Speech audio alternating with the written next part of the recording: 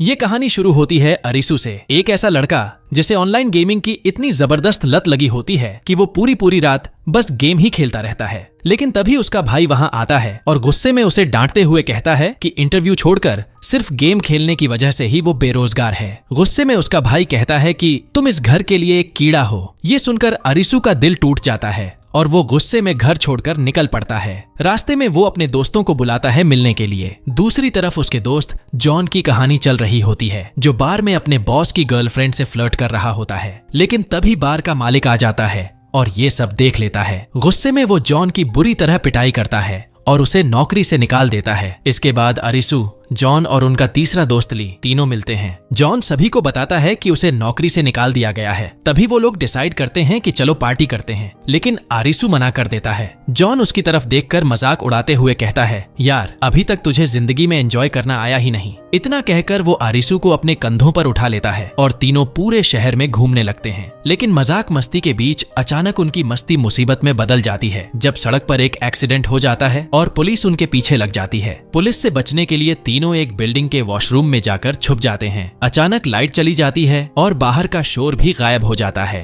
तीनों को ये अजीब लगता है, लेकिन ज्यादा ध्यान नहीं देते और वहीं रुक जाते हैं। जब वो वॉशरूम से बाहर निकलते हैं तो देखकर शॉक रह जाते हैं। पूरा शहर, सड़कें, मॉल सब बिल्कुल खाली, कोई इंसान नजर नहीं आता। हैरान परेशान होकर जॉन और ली अपने अपने ऑफिस और बार चेक करने जाते हैं, लेकिन वहाँ भी कोई नहीं। तीनों फिर साथ इकट्ठा होते हैं और नेटवर्क चेक करते हैं, पर फोन्स पर कोई सिग्नल नहीं आता। रात होने लगती है और तीनों सोचते हैं कि आखिर सब लोग कहाँ गायब हो गए। तभी अरिसु मजाक में कहता है, शायद सब लोग ज़ोंबी बन गए होंगे। इस पर तीनों हंस पड़ते हैं, लेकिन माहौल फिर भी डरावना बना रहता है। तभी अचानक एक बड़े बिलबोर्ड पर लाइट चमकती है और उस पर लिखा होता है, गेम अभी शुरू होने वाला है। ये देखकर तीनों के होश उड़ जाते हैं। घबराए हुए वो देखते हैं कि एक बिल्डिंग से लाइट आ रही है। क्यूरियोसिटी में वो वहां जाने का डिसाइड करते हैं। अंदर पहुंचते हैं तो शॉक हो जाते हैं, क्योंकि वहां ढेर सारे फोन्स रखे होते हैं। इंस्ट्रक्शंस में लिखा होता है कि हर किसी को एक फोन चुनना है। तीनों एक एक फोन उठा लेते हैं। तभी स्क्रीन पर 3 मिनट का टाइमर चलने लगता है। उन्हें समझ आता है कि 3 मिनट बाद कुछ बड़ा होने वाला है। तभी वहां एक लड़की आती है, उसका नाम शिबुकी था। अरिसु उससे पूछता है कि ये सब क्या हो रहा है, लेकिन वो कोई जवाब नहीं देती। सिर्फ इतना कहती है कि अगर जिंदा रहना है तो गेम खेलना पड़ेगा। ये साबित करने के लिए वो ली का ID कार्ड उठाकर बाहर फेंकती है और तुरंत एक लेजर उसे जलाकर खाक कर देता है। वो कहती है, अगर हमने गेम नहीं खेला तो हमारा भी यही हाल होगा। तभी वहाँ एक और लड़की आती है, उसका नाम जिया होता है। इसी बीच टाइमर खत्म हो जाता है और फोन पर नोटिफिकेशन आता है, गेम स्टार्ट हो चुका है और गेम का नाम है dead owner alive. Rule simple है, सिर्फ 2 मिनट में सही दरवाजा चुनकर इस बिल्डिंग से बाहर निकलना होगा, वरना गेम ओवर। लिफ्ट से ऊपर पहुंचते ही उनके सामने एक डरावना सा रूम होता है, जहां 2 दरवाजे दिखाई देते हैं। एक पर लिखा होता है डेड और दूसरे पर अलाइव। नियम साफ है, सिर्फ 2 मिनट में सही दरवाजा चुनकर निकलना होगा। ली को यह सब किसी मजाक से कम नहीं लगता। वो अपना फोन निकालकर वीडियो बनाने लगता है और इसी हंसी मजाक में उनका पूरा 1 मिनट निकल जाता है। लेकिन तभी कमरे के फ्लोर से अजीब सी गैस निकलनी शुरू होती है और सबको एहसास होता है कि अगर तुरंत फैसला नहीं किया तो ये पूरा रूम जलकर उन्हें खत्म कर देगा। घबराहट में जिया पैनिक हो जाती है और जल्दबाजी में अलाइव वाला दरवाजा खोल देती है। लेकिन जैसे ही दरवाजा खुलता है, एक तेज लेसर उसे वहीं मार डालता है। उसकी दर्दनाक मौत देख बाकी सबके होश उड़ जाते हैं। अब उनके पास सिर्फ 10 सेकंड बचे होते हैं। तभी शिबुकी तुरंत डिसीजन लेकर डेड वाला दरवाजा खोलती है और सबको वहां से अगले रूम में ले जाती है। अब इस नए रूम से निकलने के लिए उन्हें 1 मिनट 50 सेकंड दिए जाते हैं। इसी बीच अरिसु और शिबुकी के बीच बहस छिड़ गई कि अगला दरवाजा कौन खोलेगा। शिबुकी कहती है, जो दरवाजा खोलेगा उसकी जान खतरे में होगी। इस पर अरिसु तंज कसते हुए कहता है, तो क्यों ना अब तुम ये काम करो। लेकिन शिबुकी साफ मना कर देती है। टाइम धीरे धीरे खत्म हो रहा होता है और कमरे में फिर से गैस भरने लगती है। ऐसे में जॉन हिम्मत करके अगला दरवाजा खोल देता है और किस्मत से वो दरवाजा सही निकलता है। उनकी जान बच जाती है। इसके बाद जॉन अरिसु को चैलेंज करते हुए कहता है, अब तुम कोई दिमाग लगाओ और हमें बाहर निकालो। तभी अरिसु को याद आता है कि जब वो इस बिल्डिंग में आया था, बाहर एक BMW कार खड़ी थी और उसकी लंबाई को ध्यान में रखकर वो सही दरवाजा चुनता है और सबकी जान बच जाती है। इसी तरह बार बार अपना दिमाग लगाकर अरिसु उन्हें हर बार सही दरवाजे से निकालता है। लेकिन जब वो लोग आखिरी रूम में पहुंचते हैं, वहां कोई दरवाजा नहीं होता। अब अरिसु ली से वही वीडियो मांगता है जो उसने पहले रूम में बनाई थी। वीडियो देखकर अरिसु को क्लू मिल जाता है और वह अलाइव वाला दरवाजा चुनकर सबकी जान बचा लेता है। आखिरकार वो लोग बिल्डिंग से बाहर निकल आते हैं, लेकिन इस भाग दौड़ में ली का पैर बुरी तरह जल जाता है। बाहर निकलने के बाद उन्हें एक टेबल पर प्लेइंग कार्ड मिलता है जिस पर 3 लिखा होता है। तभी उनके मोबाइल्स पर नोटिफिकेशन आता है कि अब उन्हें 3 दिन का वीजा मिल गया है, यानी अगले 3 दिन तक वो यहाँ सरवाइव कर सकते हैं। तभी वहाँ एक घायल आदमी आता है और जॉन से कहता है, इस गेम का कोई अंत नहीं, मैं अब और नहीं खेल सकता। आज मेरा वीजा भी खत्म हो गया है और अब ये लोग मुझे मार डालेंगे। तभी अचानक आसमान से एक लेसर गिरता है और वो आदमी वहीं मर जाता है। ये सब देखकर तीनों के रोंगटे खड़े हो जाते हैं। शिबुकी गंभीर आवाज में कहती है, अगर हमें भी ऐसे ही मरना नहीं है तो हमें ये गेम खेलते रहना होगा, यही हमारी जिंदगी की एकमात्र उम्मीद है। दूसरी तरफ कैमरा घूमता है उसागी पर, जो दूर किसी ऊंची बिल्डिंग से नीचे झांक रही होती है और लेजर से लोगों को मरते हुए देखती है। उसके हाथ में भी एक प्लेइंग कार्ड होता है। अगले दिन अरिसु और उसके दोस्त इस खाली शहर को एक्सप्लोर करने लगते हैं। अरिसु को एक कार मिलती है और वो उसे स्टार्ट करने की कोशिश करता है, लेकिन कार स्टार्ट नहीं होती। कार के अंदर उसे खाने का कुछ सामान भी मिलता है, लेकिन वो सड़ा हुआ होता है। इसी बीच ली एक पुराने रेडियो को चालू करने की कोशिश करता है ताकि बाहरी दुनिया से संपर्क कर सके, लेकिन उसकी मेहनत बेकार जाती है। थककर और भूख से परेशान होकर वो लोग पास के सुपरमार्केट से लाया हुआ खाना खाते हैं। वहीं बैठकर वो अपनी अपनी कहानी शेयर करते हैं ताकि इस अजीब और खौफनाक गेम में एक दूसरे का सहारा बन सकें। रात को थोड़ी राहत लेने के बाद सब सोने चले जाते हैं, लेकिन इसी बीच हम अरिसु और जॉन को देखते हैं जो आपस में बातें कर रहे होते हैं। अरिसु कहता है, हमें किसी भी हालत में ली को जिंदा रखना होगा। फिर वह जॉन से कहता है, अगर हमें सच में सरवाइव करना है तो बाहर जाकर बाकी गेम्स भी खेलकर देखने होंगे। जॉन उसकी बात मान लेता है और दोनों साथ निकल पड़ते हैं। थोड़ी देर बाद वे एक दूसरी बिल्डिंग में पहुंचते हैं जहां सरप्राइजिंगली काफी सारे लोग मौजूद होते हैं। तभी एक आदमी उनके पास आता है और उन्हें ताश के पत्तों के बारे में समझाने लगता है। वह कहता है, अगर किसी के पास चिड़ी का कार्ड है तो ये गेम्स टीम वर्क पर होंगे। डायमंड वाले गेम्स में दिमाग लगाना होगा, ईंट वाले गेम्स में फिजिकल पावर चाहिए होगी और हार्ट वाले गेम्स में एक दूसरे से लड़ाई करनी होगी। इतना समझाने के बाद अचानक उनके मोबाइल्स पर नोटिफिकेशन आता है जिसमें अगले गेम के रूल्स लिखे होते हैं। टास्क ये है कि 20 मिनट के अंदर इस बिल्डिंग में एक सेफ रूम ढूंढना होगा और इस दौरान उन्हें हंटर्स से भी बचना होगा जिनका काम है सर्वाइवर्स को बंदूक से मार गिराना। इसी बीच हम देखते हैं एक मिस्टीरियस आदमी चिशिया जो ऊपर से सबको गौर से देख रहा होता है और फिर गेम शुरू होते ही चारों तरफ अफरा तफरी मच जाती है। हंटर्स सीधे सर्वाइवर्स पर गोलियां बरसाना शुरू कर देते हैं। अरिसु और जॉन जान बचाकर भागते हैं, लेकिन पीछा उनका आसानी से छूटने वाला नहीं होता। इस कायोस के बीच हम चिशिया को देखते हैं जो बेहद काम एक्सप्रेशन के साथ ऊपर से पूरी गेम ऑब्जर्व कर रहा होता है। भागते भागते अरिसु और जॉन की मुलाकात एक आदमी से होती है जिसका नाम है इबोनी। वह जॉन से कहता है, तुम मेरी मदद करो हंटर्स को रोकने में और अरिसु सेफ रूम ढूंढने चला जाए। जॉन और अरिसु दोनों मान जाते हैं। इसके बाद अरिसु अकेले सेफ रूम खोजने निकल पड़ता है, जबकि जॉन और इबोनी मिलकर हंटर्स को ट्रैप में फंसाते हैं और उनसे फाइट करने लगते हैं। दूसरी तरफ अरिसु को आखिरकार सेफ रूम मिल जाता है, लेकिन तभी वहां चिशिया आ जाता है जो ऊपर से सब देख रहा था।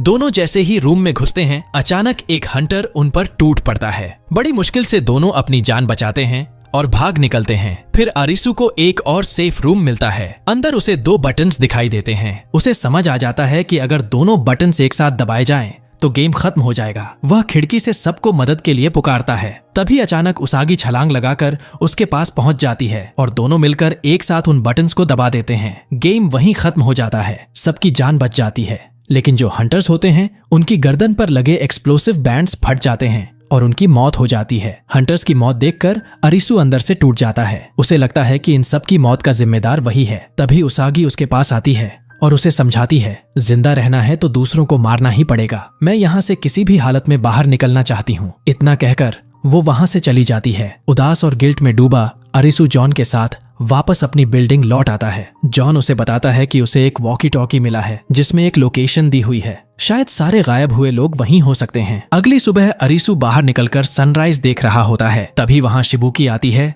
और उससे पूछती है कि पिछली रात क्या हुआ था। अरिसु गिल्ट में डूबा हुआ कहता है, मेरी वजह से कई लोग मारे गए। जिस पर शिबुकी ठंडी सांस लेकर कहती है, सरवाइव करने के लिए दूसरों की बलि देना ही पड़ेगा और यही इस गेम की सच्चाई है। इस बीच ली और शिबुकी का वीजा खत्म हो चुका होता है। अब उन्हें जिंदा रहने के लिए, नया क्रेडिट कमाने के लिए अगला गेम खेलना जरूरी है। इसलिए सब मिलकर एक बास्केटबॉल ग्राउंड पहुंचते हैं। वहां एक टेबल पर हाईटेक वेपन्स रखे होते हैं। अनाउंसमेंट आती है कि हर खिलाड़ी को ये वेपन्स अपने गले में पहनने होंगे। सब लोग इंस्ट्रक्शंस के मुताबिक अपने गले में वो हथियार पहन लेते हैं और गेम शुरू होने के लिए तैयार हो जाता है। उनके बीच एक और खेल शुरू होता है जिसका नाम है हाइड एंड सीक, और इसे जीतने पर उन्हें 7 दिन का वीजा मिल जाएगा। अरीसू ताश के पत्ते देखकर तुरंत समझ जाता है कि इस गेम में उन्हें एक दूसरे को धोखा देना होगा। ये सुनकर चारों घबराने लगते हैं।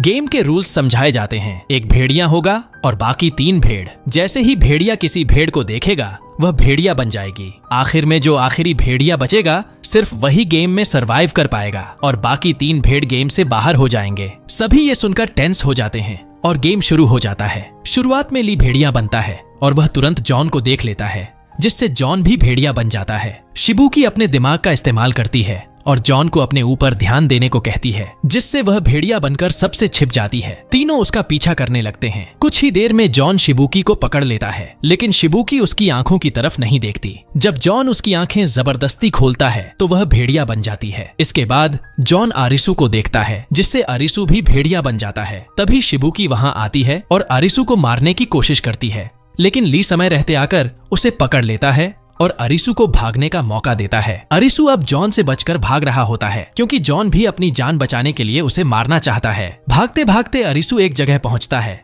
जहां कई टूल्स रखे होते हैं। वह अपने गले पर लगी मशीन को खोलने की कोशिश करता है, लेकिन सफल नहीं होता। दोस्तों को मरता देख अरीसू टूट जाता है और वहीं बैठकर याद करता है कि कैसे वो उनके साथ मस्ती करता था। दूसरी तरफ ली तय करता है कि वह अरीसू को जिंदा रहने देगा और शिबुकी और जॉन को भी कन्विंस कर लेता है। अरीसू सोचता है कि वह अपने दोस्तों को ऐसे मरने नहीं देगा और उनके पास जाने लगता है, लेकिन उसके दोस्त पहले ही उसे सरवाइव करने के लिए चुन चुके होते हैं। जॉन उससे कहता है, तुम अपनी जिंदगी बेहतर बनाना। तभी टाइमर खत्म हो जाता है और तीनों की मौत हो जाती है। अपने सामने दोस्तों की मौत देख अरीसू पूरी तरह टूट जाता है और बेबस होकर रोने लगता है। उसे एक्सेप्ट ही नहीं होता कि उसके अब दोस्त नहीं रहे। अगले दिन हम उसागी को देखते हैं, जो एक खरगोश पकड़कर ले जा रही होती है। रास्ते में उसे जमीन पर पड़ा अरीसू मिलता है। वह उसके पास जाकर उसे उठाने की कोशिश करती है, लेकिन अरीसू कहता है, मैं अब यहीं रहना चाहता हूँ। उसागी उसे वहीं छोड़कर आगे बढ़ जाती है। अगले दिन फिर से वह अरीसू के पास आती है और पाती है कि वह बेहोश है। वह उसे उठाकर अपने बेस पर ले आती है। इसके बाद कहानी फ्लैशबैक में चली जाती है और हम उसागी का पास्ट देखते हैं। पता चलता है कि वह और उसके पिता माउंटेन क्लाइंबर्स थे। एक दिन जब उसके पिता माउंटेन पर क्लाइंब करने जाते हैं तो अचानक गायब हो जाते हैं। इस दुख से उसागी कई सालों तक डिप्रेशन में रहती है, लेकिन धीरे धीरे खुद को संभाल लेती है। प्रेजेंट में अरीसू होश में आता है और उसागी से पूछता है, तुमने मुझे क्यों बचाया? उसागी जवाब देती है, तुम्हारा शरीर जिंदा रहना चाहता था। फिर वह उसे खाना देती है, लेकिन अरीसू उसे खाने से मना कर देता है। उसे लगता है कि दोस्तों की मौत का जिम्मेदार वही है। अगर वह खुद सैक्रिफाइस कर देता तो उसके दोस्त आज जिंदा होते। उसागी उसे समझाती है, ऐसा कुछ नहीं है। अगर तुम्हें जिंदा रहना है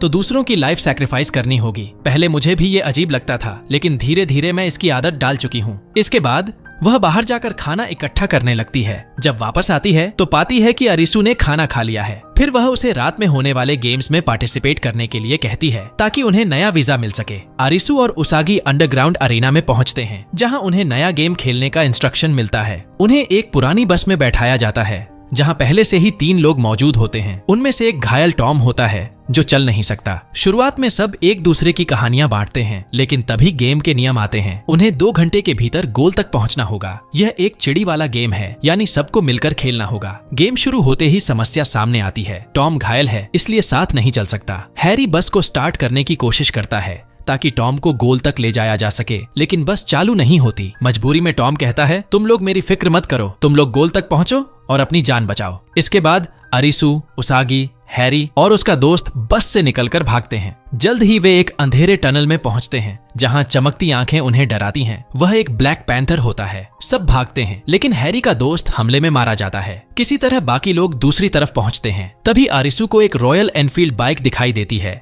और उसके दिमाग में आइडिया आता है। वह बाइक से जाकर बस का फ्यूल निकालेगा ताकि टॉम को बचाया जा सके। अरीसू बाइक लेकर बस की तरफ चला जाता है और उसागी व हैरी आगे बढ़ जाते हैं। उनके सामने एक विशाल दीवार आती है। उन्हें लगता है कि यही गोल है, लेकिन असल में वह एक डैम होता है जो टूट जाता है और सारा पानी हाईवे पर फैल जाता है। पानी की चपेट में हैरी बह जाता है और मर जाता है। तभी अरीसू बस लेकर पहुंचता है और उसागी की जान बचा लेता है, लेकिन बस भी पानी में पलट जाती है। पानी उतरने के बाद जब वे बाहर निकलते हैं तो अरिसु देखता है कि बस के ऊपर ही गोल लिखा हुआ है। असल में खेल का असली मकसद बस के भीतर ही रहना था, क्योंकि तभी उनका डिस्टेंस 0 रहता और वे गोल में माने जाते। ये समझ न पाने के कारण हैरी और उसके दोस्त की जान चली जाती है। आखिर में टॉम अरिसु को उसकी जान बचाने के लिए धन्यवाद कहकर नए सफर की ओर निकल जाता है। सुबह का सीन बदलता है। अरिसु उसागी को बीच के बारे में बताता है। शायद वहीं से हम इस गेम से बाहर निकल सकते हैं और मास्टरमाइंड तक पहुंच सकते हैं। दोनों बीच की तलाश में नए सफर पर निकल जाते हैं। इसके बाद सीन शिफ्ट होता है। एक अरेना के बाहर 2 लोग खड़े होते हैं। तभी अरिसु उनके पास पहुंचकर बीच के बारे में पूछता है, लेकिन उन्हें इसके बारे में कुछ नहीं पता होता और वे गेम खेलने चले जाते हैं। काफी तलाश के बाद भी अरिसु और उसागी को कोई जानकारी नहीं मिलती। रात होने पर दोनों जंगल में टेंट लगाते हैं। अरिसु बाहर सोने की कोशिश करता है, लेकिन मच्छर उसे सोने नहीं देते। तब उसागी उसे टेंट के अंदर बुला लेती है। अरिसु शर्माते हुए उसके साथ सो जाता है। अगले दिन उसागी उसे शिकार करना सिखाती है। अरिसु जल्दी ही यह हुनर सीख लेता है और उसकी कोशिश देखकर उसागी उससे काफी इम्प्रेस हो जाती है। अब रात होते ही अरिसु और उसागी फिर से बीच की तलाश में निकल पड़ते हैं। दोनों अलग अलग लोगों पर नजर रख रहे होते हैं। तभी अरिसु की नजर कुछ लोगों के हाथों में पड़ी घड़ी पर जाती है। बिल्कुल वैसी ही घड़ी जैसी उस आदमी के पास थी जिसने उन्हें बीच के बारे में बताया था। बस फिर क्या था, अरिसु और उसागी उन पर निगाह बनाए रखते हैं और जैसे ही गेम खत्म होता है वे आदमी अपने बेस की ओर लौटने लगते हैं। दोनों उनका पीछा करते करते एक बिल्डिंग तक पहुंचते हैं, लेकिन तभी पीछे से किसी का अचानक हमला होता है और दोनों बेहोश हो जाते हैं। अरिसु की आंख खुलती है तो वह खुद को उसी बिल्डिंग के अंदर पाता है जहां उसकी मुलाकात 2 लड़कियों मीरा और राकेल से होती है। अरिसु सीधा मुद्दे पर आता है और कहता है, मुझे तुम्हारे मालिक से मिलना है। तभी वहां एंट्री होती है टैकेरू की, जो इस पूरे ग्रुप का बॉस होता है। वह उन्हें एक सीक्रेट रूम में ले जाता है जहां दीवार पर ताश के पत्तों की पूरी सीरीज लगी होती है। टैकेरू का मानना था कि अगर कोई इंसान सारे कार्ड्स इकट्ठा कर ले तो वह इस दुनिया से बाहर निकल सकता है। उसके पास पहले से ही कई कार्ड थे, लेकिन अभी भी बहुत सारे बाकी थे। अरिसु और उसागी के पास भी कुछ खास कार्ड्स होते हैं, तो टाकेरू दोनों को अपनी टीम में शामिल कर लेता है। इसके बाद टाकेरू उन्हें बीच के 3 रूल्स समझाता है। पहला रूल, यहाँ सबको स्विमसूट में ही घूमना होगा ताकि कोई कुछ छुपा न सके। दूसरा रूल, जो भी कार्ड जीतेगा उसे सीधे टेकेरू को देना होगा। और तीसरा व सबसे खतरनाक रूल, अगर किसी ने भी रूल तोड़ा तो उसे मौके पर ही मार दिया जाएगा। इसके बाद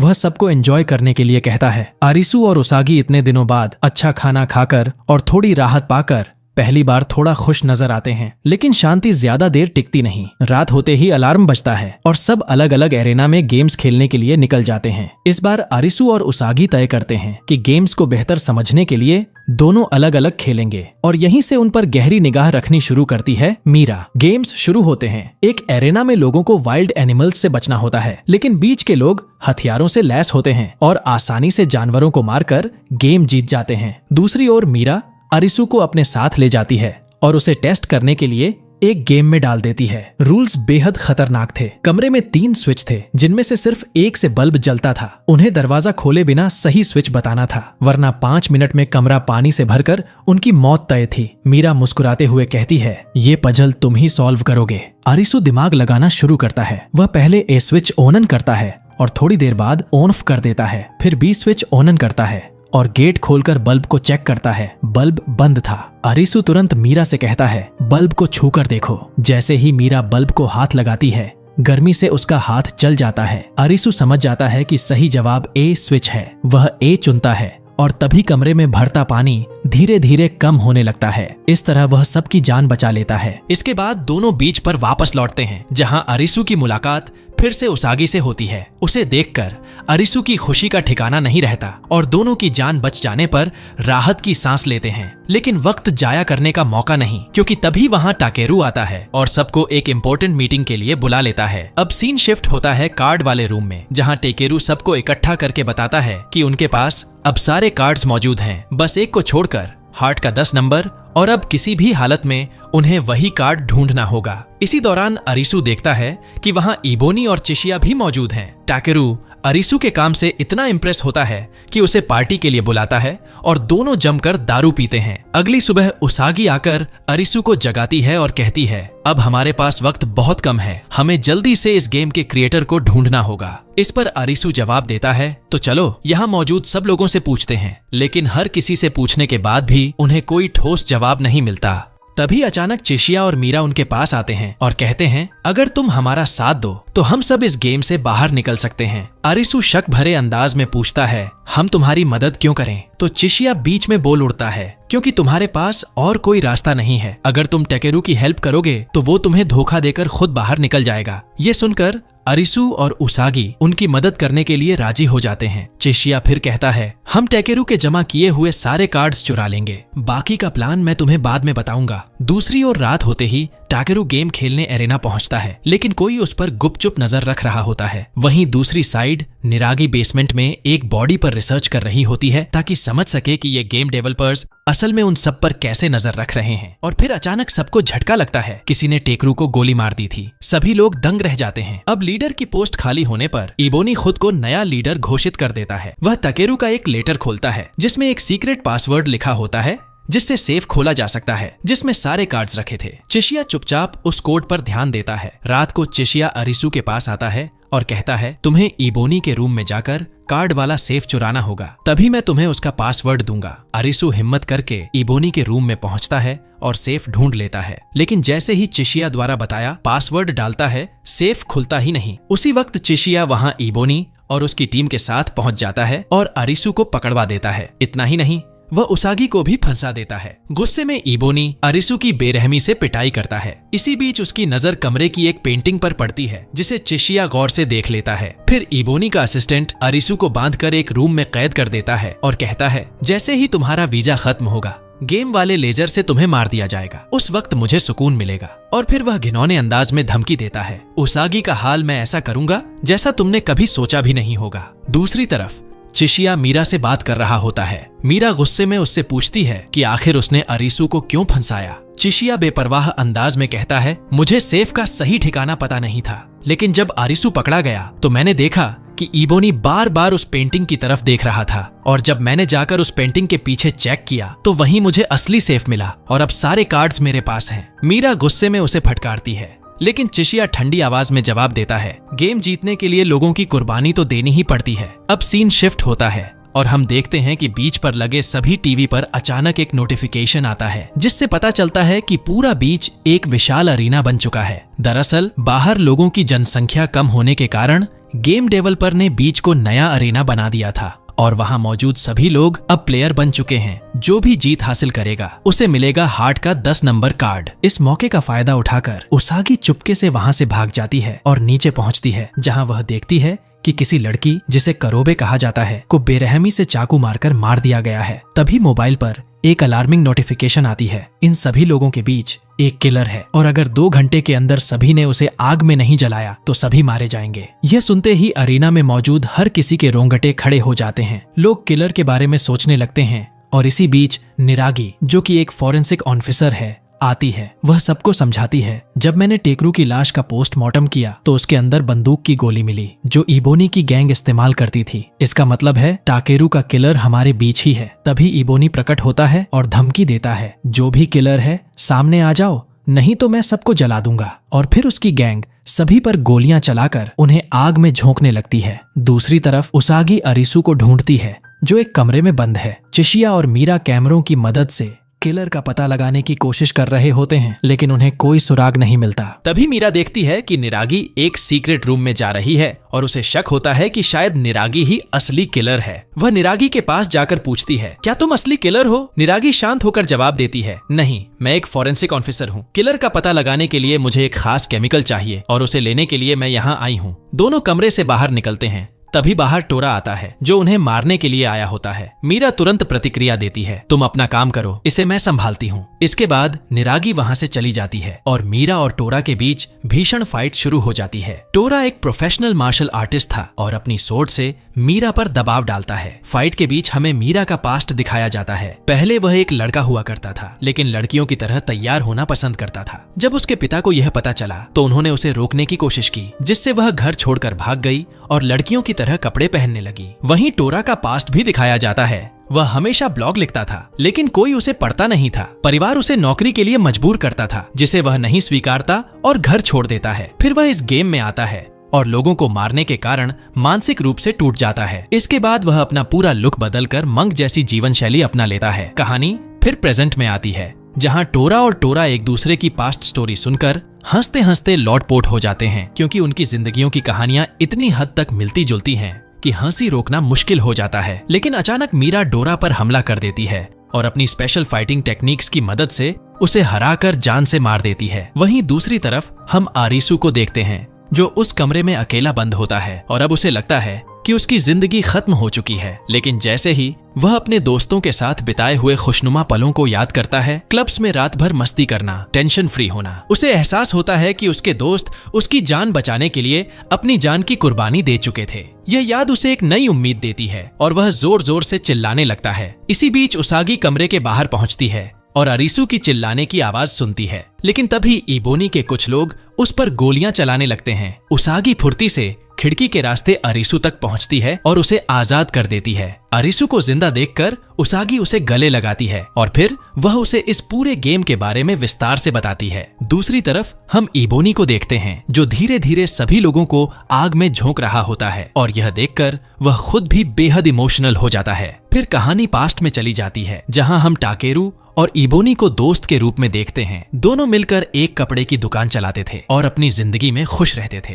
प्रेजेंट में अरिसू को अचानक एहसास होता है कि यह डेथली गेम टाकेरू की मौत से शुरू हुआ था और जिसने भी उसे मारा वही इस गेम को चला रहा है। इबोनी अरिसू को देखकर उस पर टूट पड़ता है तो उसागी चिल्लाती है, इबोनी ही असली किलर है। सभी लोग उस पर हमला करने लगते हैं, लेकिन इबोनी कहता है, अगर तुम में से कोई मर्द है तो मुझ पर गोली चलाओ। डर की वजह से कोई भी उस पर गोली नहीं चला पाता। तभी अरिसू सबको समझाता है, इबोनी किलर नहीं है, यह गेम हार्ट के 10 नंबर कार्ड का है। इसमें किसी का दिल टूटा है और वह कोई और नहीं बल्कि इबोनी का दिल था। फिर अरिसू सबको बताता है कि इबोनी ने टाकेरू को मारा था। कहानी फिर 10 साल पहले चली जाती है, जहां हम देखते हैं कि टाकेरू और इबोनी इस दुनिया में फंसे हुए हैं। दोनों गेम्स खेलने से मेंटली परेशान होकर एक होटल में अपना ठिकाना बनाते हैं, जिसे वे बीच कहते हैं। साथ ही वे सभी को झूठ बोलते हैं कि अगर किसी ने सारे कार्ड इकट्ठे कर लिए तो वह इस गेम से बाहर निकल सकता है। धीरे धीरे लोगों ने धोखा देना शुरू किया और टाकेरू परेशान होकर उन्हें मारने लगता है। फिर रात का सीन आता है जब टाकेरू गेम खेलने के लिए जाता है और इबोनी उसके पीछे पहुंचता है। इबोनी कहता है, अब हम लोगों को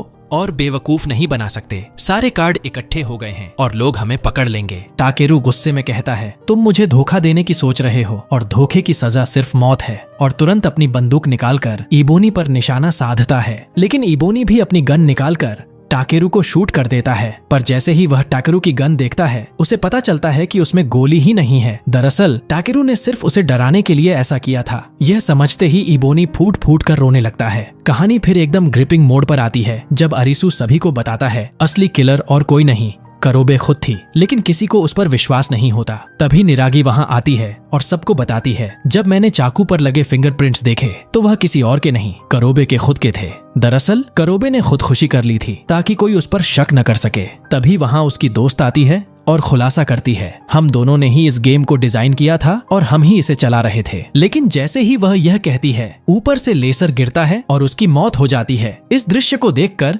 सभी लोग पूरी तरह दंग रह जाते हैं। कौन सोच सकता था कि यह डेडली गेम हमारे बीच ही डिजाइन किया गया था। इसके बाद सभी लोग करोबे की लाश को लेकर उसे आग में जला देते हैं और इस तरह वे गेम जीत जाते हैं। लेकिन इसी बीच पूरे होटल में आग फैल जाती है, जिससे सब बेघर हो जाते हैं। इसी बीच आरिसू करोबे का मोबाइल उठा लेता है। अगले दिन आरिसू और उसागी मिलकर उस मोबाइल को चेक करते हैं और उन्हें एक दिल दहलाने वाला वीडियो मिलता है। वीडियो में वे देखते हैं कि कैसे करोबे और उसका दोस्त मेट्रो टनल के रास्ते एक बिल्डिंग में पहुंचते हैं, जहां वे और अन्य प्लेयर्स इन सारे डेथली गेम्स को डिजाइन कर रहे होते हैं। वीडियो में यह भी साफ दिखता है कि अगर कोई प्लेयर गेम जीत जाता है तो बदले में गेम डिजाइनर की मौत पक्की होती है, यानी किसी एक की जान हमेशा खतरे में रहती थी। करोबे ने अपने बनाए गेम्स में कई लोगों को मारा और अब उसे इस चीज का पछतावा हुआ, इसलिए उसने खुदकुशी की। इसके बाद अरिसु और उसागी वीडियो के जरिए उस बिल्डिंग में पहुंचते हैं, लेकिन वहां जाकर देखते हैं कि सभी डिजाइनर्स पहले ही मारे जा चुके हैं। तभी चिशिया और मीरा भी वहां पहुंच जाते हैं। फिर वहां की सारी टीवी स्क्रीन ऑन हो जाती हैं और रिशु नाम की लड़की उन्हें कांग्रेचुलेशंस देती है। आप लोग सारे नंबर वाले कार्ड गेम्स पार कर चुके हैं, अब आप सेकंड राउंड में जाएंगे। इस बार फेस कार्ड जीतने के लिए गेम्स पहले से भी ज्यादा खतरनाक होंगे। अब ये सुनने के बाद सभी लोग शॉक्ड हो जाते हैं। दरअसल उन्हें उम्मीद होती है कि अब उन्हें असली जिंदगी में जाने का मौका मिलेगा, पर गेम डेवलपर का तो कुछ और ही इरादा होता है। कहानी का आखिरी सीन शहर में शिफ्ट होता है, जहां बड़े बड़े एरोप्लेन्स फेस कार्ड लेकर शहर में घूम रहे होते हैं। इसी सस्पेंस और डर के साथ सीजन 1 की कहानी खत्म होती है। अगर तुम चाहते हो कि इस सीरीज का सेकंड सीजन एक्सप्लेन वीडियो आए तो चैनल को सब्सक्राइब करके बेल आइकॉन जरूर दबा देना, ताकि पार्ट 2 आते ही सबसे पहले तुम देख सको। तुम्हारा कीमती वक्त देने के लिए बहुत बहुत धन्यवाद। फिर मिलेंगे अगली कहानी में।